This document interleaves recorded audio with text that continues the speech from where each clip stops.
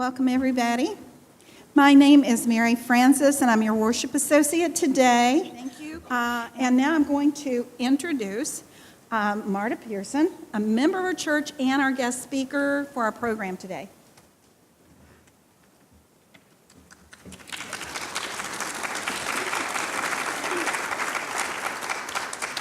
Yeah, better now than not later. In 1955, James Baldwin traveled to Switzerland to live for a time in a small, remote village where he could write in peace. In his essay, Stranger in the Village, he details his treatment by the villagers who had never seen a person of color before. While friendly, he was to them more a curiosity than a man.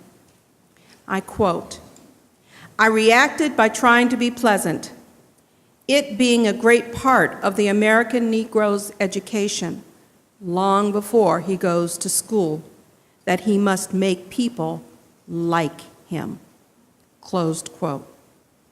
I light our chalice this morning in honor of Viola Liuzzo, Reverend James Reeb, James Chaney, Andrew Goodman, and Michael Schwinner, who were all martyred in the fight for civil rights.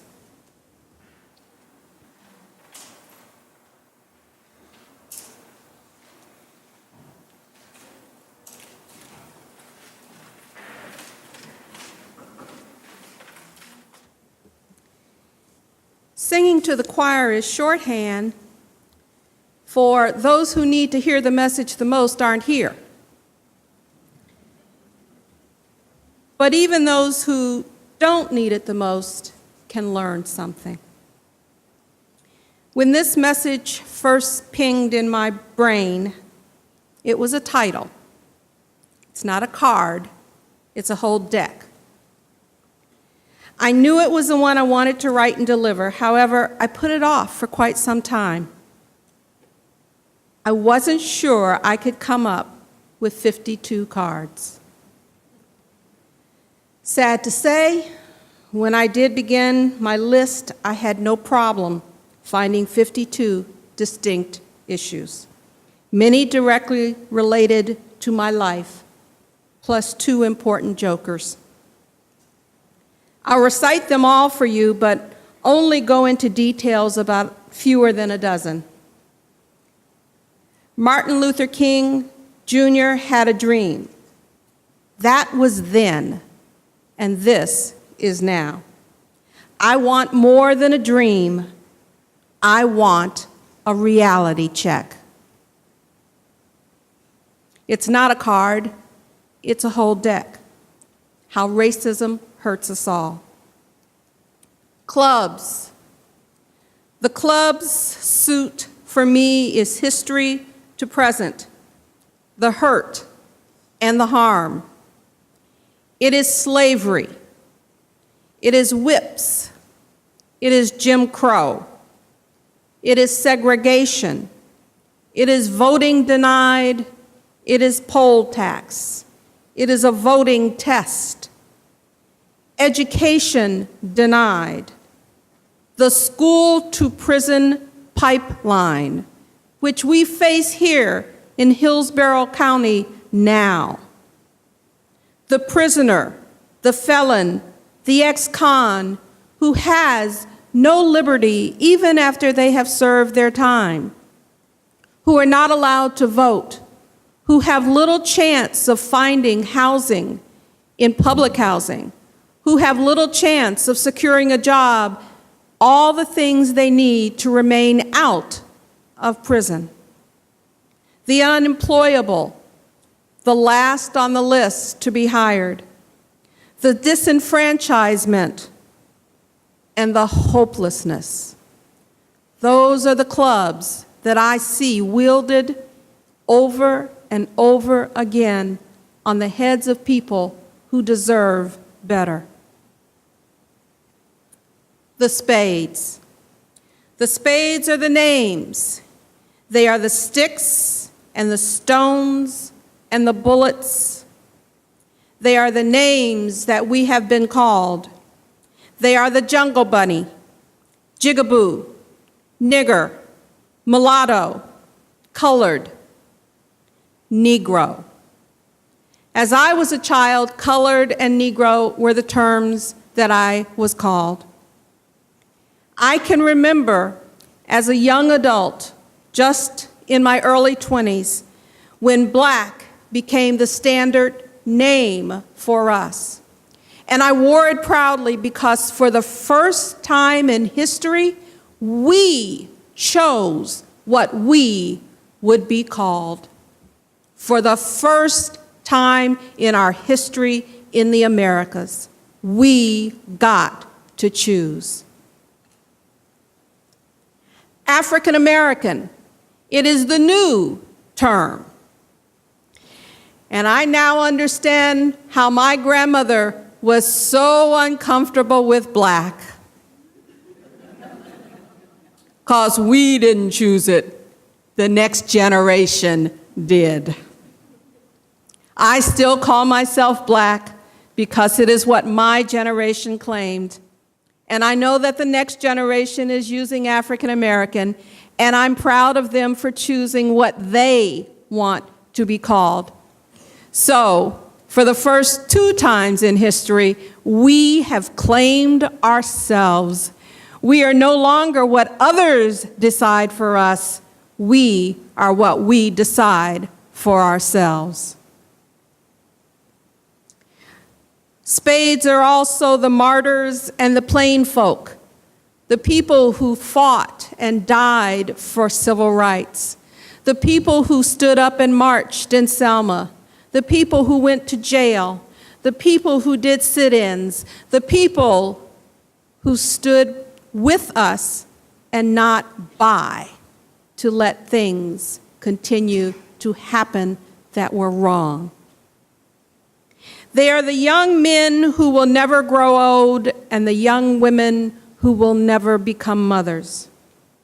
They are the good police officers who will never live to see their children and grandchildren grow. They are the ones who have been prejudiced against, the stereotypes that lived. I remember when I was 17, about to graduate high school, our community, our neighborhood was being raised by urban renewal. So we had to find a new home. The payouts were generous for all of the homeowners, and so my mother and stepfather had the money to buy a home wherever they chose. My stepfather was from Oklahoma. He was part Native American, and he looked white. He could have passed. He chose not to. He went to a small town called Munster. It really wasn't even a town yet. It was a suburb out in the county. And he was looking for a home there. I don't know that he was really serious about moving to Munster, but he wanted to explore all his options. He was going along with a realtor looking at houses, and one of the houses he looked at, the realtor said, "You know, you don't have to worry about them moving in. Our volunteer fire department has already determined they'll never go if the house is on fire." My stepfather thanked him for the tour, went home, and ranted. "I'm going to buy a house. I'm going to round up every wild, snotty-nosed, little colored kid I can find and move them in." My mother was the calming force and let him know that that was not really an option. Munster is now integrated, as are most places. But that's a scar I wear from my childhood because I had been to Munster as a visitor in the home of friends. My friends would never have felt that way, but their neighbors certainly did. The last spade I have here is Martin Luther King Jr. a good one we celebrate tomorrow, and hopefully we celebrate each of the days that we do something significant and good for others. Moving on to hearts. The hearts are childhood and parenting and the pain that goes with both. I can remember in my 20s visiting my grandfather, David. We would talk about my childhood, his son, my father's childhood. I remember one day as he talked to me about how I, as a 3-year-old child, cried, and he couldn't console me, and he couldn't do anything about my tears, and how impotent he felt that we could not go into an amusement park in Louisville, Kentucky. I don't remember that pain of a 3-year-old, but I do remember the pain of my grandfather as he related that story years later. It is about a forbidden kiss. Busing occurred long before integration was an issue. In my hometown of Hammond, we outgrew our schools, and the schools were crowded. And there was a town nearby that had extra space in their elementary schools. So an entire class, my class and another, were bused to the school with extra space. And so I would meet a lot of children that I never otherwise would have met. There was a little boy, and I don't remember his name, and I'm not going to pretend I do, but I remember very clearly that he and I became friends. He was from another class. He was from that neighborhood, an all-white neighborhood, where I was from a very integrated, mixed neighborhood. And one day at recess, he attempted to kiss me. And I pulled back in great fear. This had to have been 2nd grade. It couldn't have been more than that. And he said, "Why not?" And I said, "Because you can't." I knew even then that it was forbidden. Could have been my first kiss, but it wasn't. When I first moved from Maine to Florida, and then from Florida to Washington State, I went through Canada because I had an old friend from high school who had moved there soon after high school because he had met a woman from Canada, and they migrated there. He's lived there ever since, Tim. Part of the time we talked, and somehow the conversation got around to the fact that I'd had a crush on him when we were in high school. Not a big one, but, it was there. He said he'd had a crush on me, too. Nothing ever came of it, though, because he was white and I wasn't. And we both knew at that time it couldn't have happened. Another heart. My daughter Nancy, 34 now, but when she was in 2nd grade, she had a teacher who sent a note home to me within the first 2 weeks saying, "It is likely that Nancy will need to repeat 2nd grade." Now, it's not unusual for someone to form a judgment like that. It is unusual for them to put it in writing. She had looked at my daughter, who has a learning disability, and determined that because she was a poor little colored girl, she wasn't going to be able to keep up with everyone else. Now, I don't look for racism in everything that occurs in my life. And I just thought the teacher didn't understand about learning disabilities. But my best friend, who was a psychologist and wise and in ways that I wasn't, said, "Marta, that's not what she's looking at. She's looking at her race." And as it continued, I discovered that she was right. Now, Nancy was smart, very smart. And the teacher had begun keeping her in from recess to sit by her desk and complete her work when she didn't get her work completed. Well, Nancy liked attention. What child doesn't? Well, some don't, but she did. So she was purposely not finishing her work so that she could sit and get the teacher's undivided attention. I went in and I told the teacher, when Nancy doesn't complete her work, she is to bring it home to do with me. You are not to keep her in for recess. The teacher didn't listen to me. I mean, I'm just a black woman. I can't know what I'm talking about. She continued to do it. I went back and said, I will sit in this classroom. Oh, I talked to the principal first. That did no good. I said, I will sit in this classroom every day until you do what I ask. She did what I asked.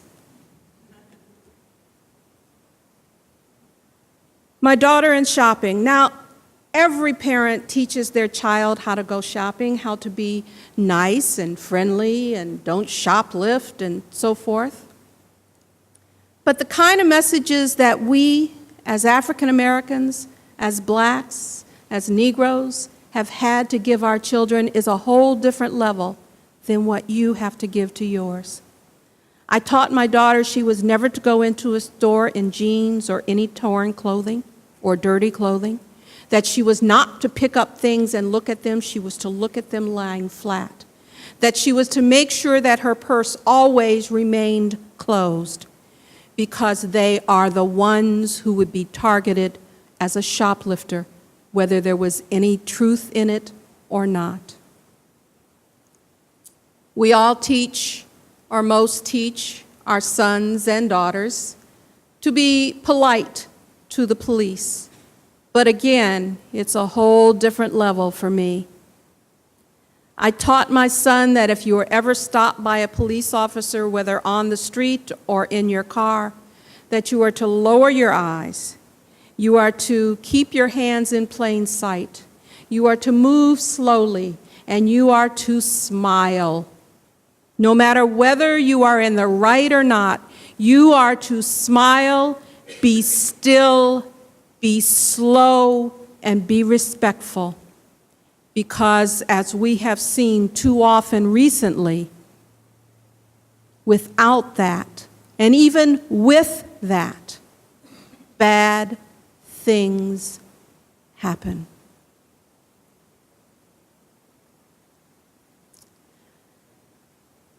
I worked hard in junior high school. Actually, I worked hard throughout my school years. I was the original brown nose, and you know what I mean. In both ways, a brown nose, a suck up. You know, I was always having my hand raised. I was always up at the teacher's desk talking to the teacher. I would catch him in the hall. I mean, I would shine it. In junior high, in my city, every year, every junior high school, the American Legion would give 2 awards to the 2 students, one male, one female, that teachers had selected as students of excellence. And I knew from the time I went into that junior high, it was gonna be me. I wanted it so badly. It was awarded based on scholarship, based on conduct, based on service. I wanted it badly. I remember when my teacher came to me and said, Marta, you are going to get the American Legion Award. That was unusual because it wasn't usually announced until the night of the awards. So I knew there was another shoe to drop.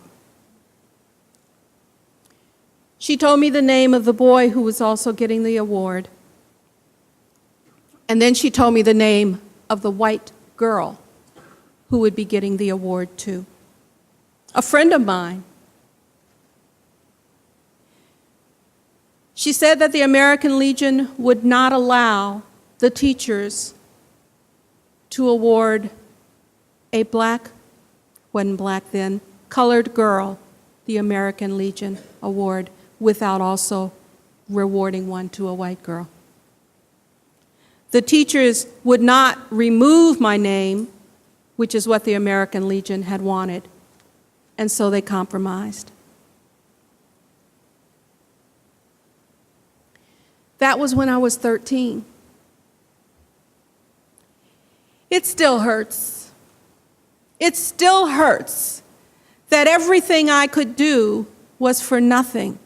Yeah, I got the award, but it was tainted. It wasn't real. Hearts are also jobs and promotions that are denied. Higher insurance. My insurance was higher because I lived in a black neighborhood than if I had lived in a white neighborhood. Loans denied. I worked for the post office. That's good money. But I couldn't get a loan to buy a house. My daughter's adoption. I had been a foster parent for the state of Kentucky for almost 10 years. I had an excellent record with them. I had adopted one of my foster children, a son, but I still wanted a daughter, and so I applied when I moved from Lexington to Louisville. I was assigned a case manager, and she assigned one of her social workers. In 4 years, nothing happened. They kept asking me for more and more things. They kept putting off a decision. They kept criticizing things. And I just thought, it's me. Because social workers, as you know, come and go. So it wasn't like I had one person all the time. I had one, then I had another, and I had another, and I kept hearing the same things from each of them. So it had to be about me. Until a friend of mine in the department said, it's not about you, Marta, it's about the team leader. She only hires people who shares her view. She also told me that the regulation said that if a potential adoptive parent isn't approved within, I don't know whether it was 6 months or a year, but there was a specified time, that the department had to work with them to correct the issues. They had never done that. She advised me to file a complaint, so I did. When I filed the complaint, the team leader asked me to withdraw my application, and I refused. So the complaint went forward. She then listed the reasons why I had not been approved. It went before 3 social workers, and they upheld her decision. It then went to the commissioner, the secretary of the department, who appointed a panel to look into the matter. The reasons that she had given include, there were 7 altogether. One of them was that I was obsessed with having a daughter, whereas if on the application, if you couldn't specify daughter or son, why was it an issue that I wanted a daughter when I already had 2 sons? I mean, if I'd said I wanted another son, she'd have said I was obsessed about boys. You know, made no sense. She said I was omnipotent, that I've had feelings of omnipotence. Well, that came because when I was asked, how do I deal with mistakes, I said, well, I have very few mistakes at that time in my life. I don't know if I can say the same thing now, but at that time in my life, I mean, I had bought a house, I had adopted children, I had raised a son as a single parent, I had a bachelor's degree, I had a master's degree, I had a professional job. But I knew that as a single black woman, I couldn't afford mistakes like a lot of people. So whenever I looked at doing something, I always weighed the options of winning. And if they were less than 80% in my factor, I didn't even attempt it, which meant I was pretty good at winning. But she labeled that feelings of omnipotence. Godlike. We'll go into that another day. She also said that I didn't cooperate with them. Well, there was a time when my son was having some problems, and I got him therapy. and she wanted his therapeutic records. I said, he's not going to be the parent. I am. You can have all my records. I'm not allowing you to have my son's records. And that was refusing to cooperate with the department. Well, the panel had three options. They could uphold her decision to deny my application to adopt. They could approve it with no comment, or they could approve my adoption with comment. They approved it with comment. Oh, I forgot to tell you, when I filed my complaint, I went to the paper because it would be too easy for it to be swept under the rug otherwise. The paper followed up afterwards. The panel said that she had been totally inappropriate, that I was the ideal parent to adopt. And within 6 months, I had my daughter, because your name on the list was based on the time that you filled out your application. So I went to the top of the list, I got my daughter, and she is my pride and my joy. And many people forget that, she has the same learning disability I have, she sounds like me, she looks like me, sometimes she acts like me, that's scary.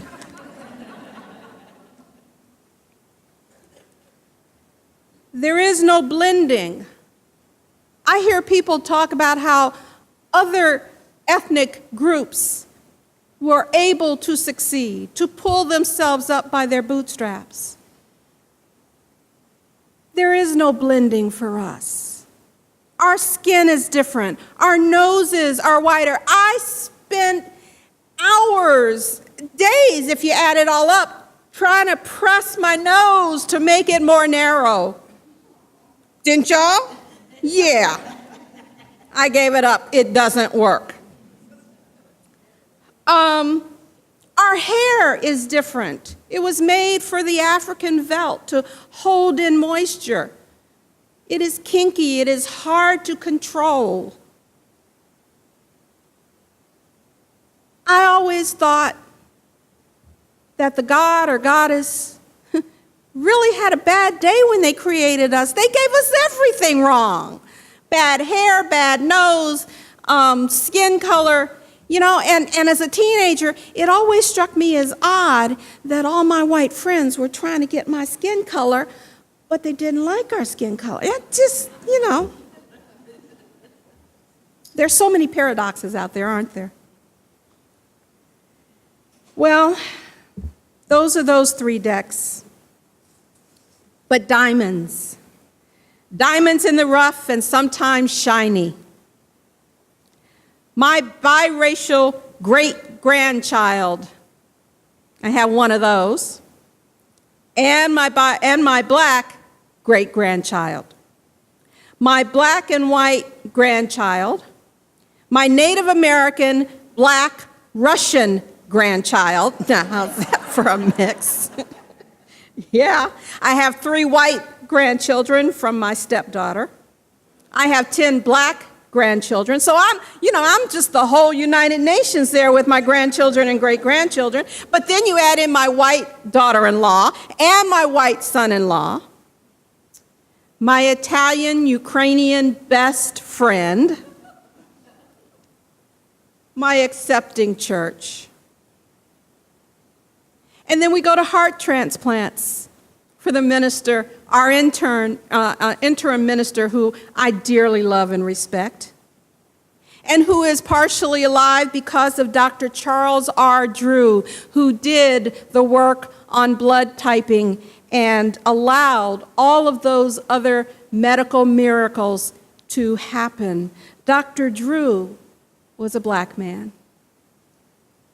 And to former President Clinton, because he's one of my diamonds, and for President Barack Obama.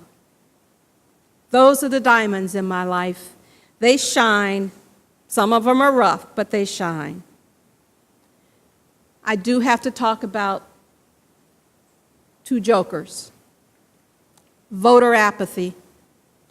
It is, without question, one of the biggest problems I see. that African Americans and other minorities do not vote, that they think their vote doesn't count, that it will be wiped out by somebody else's counter vote. It doesn't matter if it is or not. Vote. And we have a responsibility, all of us, to get everybody out to vote. I have not missed a local, a state, a national election since I was 18 years old. It doesn't matter how unimportant the election is. I vote because people died to give me that right.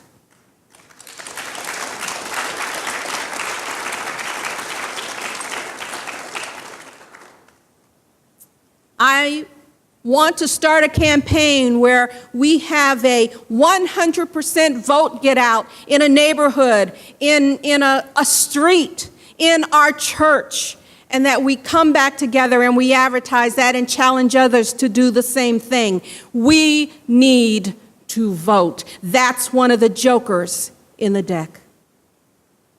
And the other joker is a failure to educate. And while I vote, I have not lived up to this joker. I have not talked to my children enough about the past, about the things that happened that allow us to be where we are today. I have not talked to my children about the pain that I experienced as a childhood. I have not talked to them about the martyrs who died in Selma or in other towns in the South. I have not educated them enough, and I'm going to start. A few weeks ago, I sat in the teacher's lounge at a school where I was substitute teaching for the day. At a near table, people talked about the burning and the riots that occurred the previous night in Missouri. A white male in his late 40s told of his experience in high school when students wanted the clothing rules to change. They petitioned the principal, who said no. They went to the superintendent, who said no. They went to the school board, who said no. The entire school body sat in the front of the school, refusing to return to class. They ultimately got the change they wanted. I sat at my lunch, and I tried to convince myself that it would be useless to say anything. You all know I don't keep my mouth shut, but I was trying. Then I decided it was my responsibility to provide a teaching moment. I asked what they would have done if they hadn't been granted the choice they sought, the change they sought. That time after time, they were turned down. I could tell by the look on his face that he had trouble imagining that ever happening. I asked them to just consider that blacks have asked and asked and asked to no avail, and the frustration it leads to causes some to riot and burn. Not right, yet understandable. I told them about my American Legion experience, as I told you earlier, and I think some of them at that table got it. Martin Luther King Day is tomorrow. I urge each of you to find and use teachable moments. It's not about whether they all agree or get it. It's about us taking the opportunity to try. If we are successful 1 out of 5 times or 1 out of 10, it's better than 0 out of 0 because we didn't even try. Dreams only become reality through action. It's past time to dream. It is long past time to act. Yet it is never too late. The time is now. It is today, tomorrow, and every day each of us has the reality that we deserve. Find those teachable moments. Use them. Embrace them. Be the Martin Luther King Jr. and the Anne Frank of our time. Don't wait a single moment before starting to improve our world. Thank you.